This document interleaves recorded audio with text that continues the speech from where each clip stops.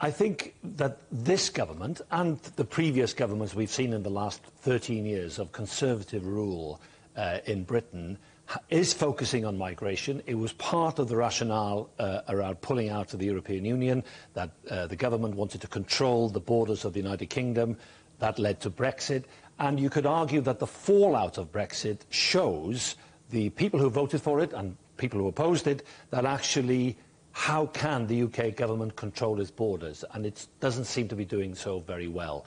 It's led to a very divisive new law, the illegal migration bill, which is passed into law 3 weeks ago. And it's also passed, I think, successive ministers, and even today the deputy chairman of the Conservative Party, Lee Anderson, saying that if people who come to Britain, and many of them who cross illegally over the English Channel come from France or Belgium, that if they don't like it, they can go back in much stronger language to France.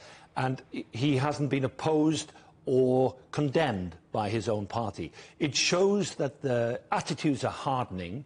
And this is why, to your introduction on this Bibby Stockholm barge, 15 people are on it. 20 have refused, by the way, to go on board. But it looks like that we will try, for a trial period of 18 months, try and hold men until their asylum procedure has been done and completed, try and hold them on a barge like this. There is another issue as well, which is cost.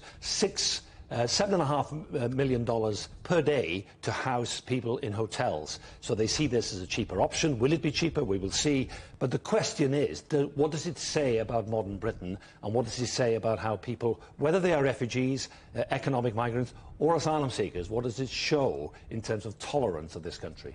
This isn't just a UK story, though, is it? It stretches across Europe and far around the world. It does, and migration is a huge problem in France, in Sweden, in the Balkan countries, in Greece. It's a problem in Turkey with 3.5 million Syrian refugees, and political discussions have failed, really, to break through, and you see that it has led to centre-right, far-right governments in several European countries facing the same problems, but it's become an ideology within the ruling party, the Conservative Party here, which has split the party as well, because there are many Conservatives who disagree with this policy. But however, they do have a new law now for the last 3 weeks. That is controversial, as indeed is the increase in people who are trying to get into the country illegally. But it is a huge problem across Europe. We see boats arriving across the Mediterranean Sea, boats arriving into Greece. We see how the Russians and the Belarusians have tried to use asylum seekers crossing borders physically into Poland and into the Baltic states, into Finland. And so it's an issue which the Europeans feel very nervous about, and you feel that there's a hardening of attitudes as well, because migration is on the increase. Iolo, thank you for that. Our correspondent, Iolo Dafydd.